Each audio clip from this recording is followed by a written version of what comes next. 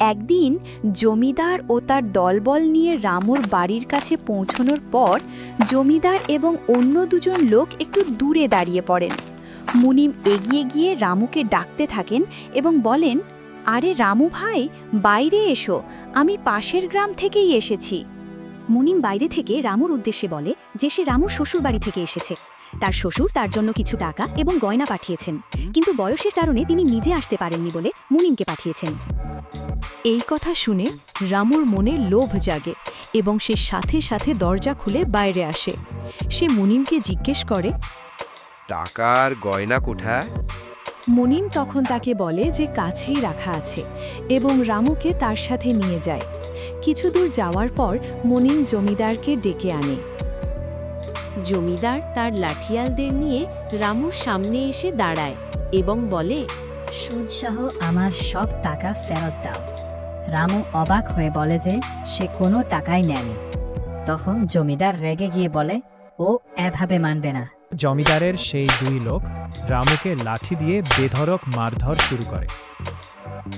এমন সময় রাজু গেট খুলে বাইরে আসে এবং দেখে রামুকে মারা হচ্ছে। সে দৌড়ে গিয়ে তাদের থামিয়ে বলে, আরে ভাই থামুন, এই রামু আমার কাছ থেকেও 5 মাস আগে টাকা নিয়েছিল, এখন ফেরত দেওয়ার সময় নানা বাহানা করছে। জমিদার তখন রাজুকে জিজ্ঞাসা করেন, কত টাকা? রাজু উত্তরে বলে, 2000 টাকা।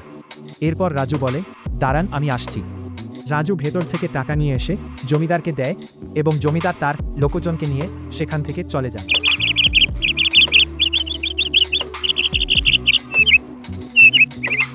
কিছুদিন পর দুই ভাই তাদের জমিতে কাজ করতে যান। রাজু একটি হীরা খুঁজে পায় এবং সেটি রামুকে দেখায়।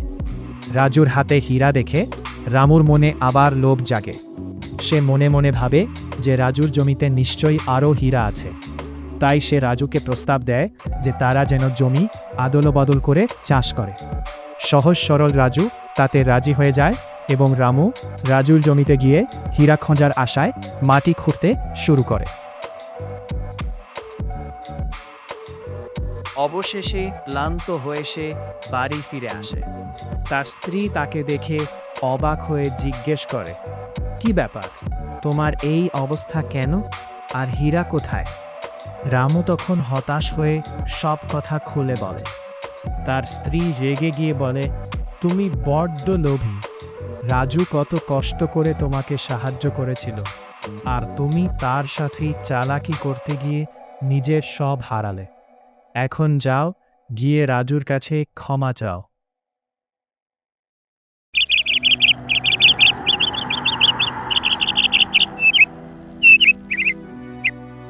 বেশ কিছুদিন পর রামুর ভাইয়া, সত্যিই কি সেদিন আমাদের ক্ষেত থেকে হীরা পাওয়া গিয়েছিল? তখন রাজু বলল, হ্যাঁ রে ভাই, আর সেই হীরার কারণেই তো আজ তোমার ঘরে এতগুলো হীরা। রামুর স্ত্রী হেসে বলল, ওটা তো নকল হীরা ছিল, যাতে আপনারা আলসেমি ছেড়ে কাজ করেন। এরপর সবাই খেয়ে দিয়ে ঘুমানোর জন্য যার যার ঘরে চলে যায়। পরদিন সকালে সেনাপতি এসে বলল, মহারাজ আপনাদের দুজনকে রাজপ্রাসাদে ডেকে পাঠিয়েছেন। দুই ভাই সেনাপতির সাথে রাজবাড়ির দিকে রওনা হয়। রামুর ভাই উদ্বিগ্ন হয়ে, জানি না এবার কোন বিপদ এল। রামু আশাবাদী হয়ে, ভয় পেও না, নিশ্চয়ই ভালো কিছু হবে, না হলে মহারাজ আমাদের ডাকতেন না।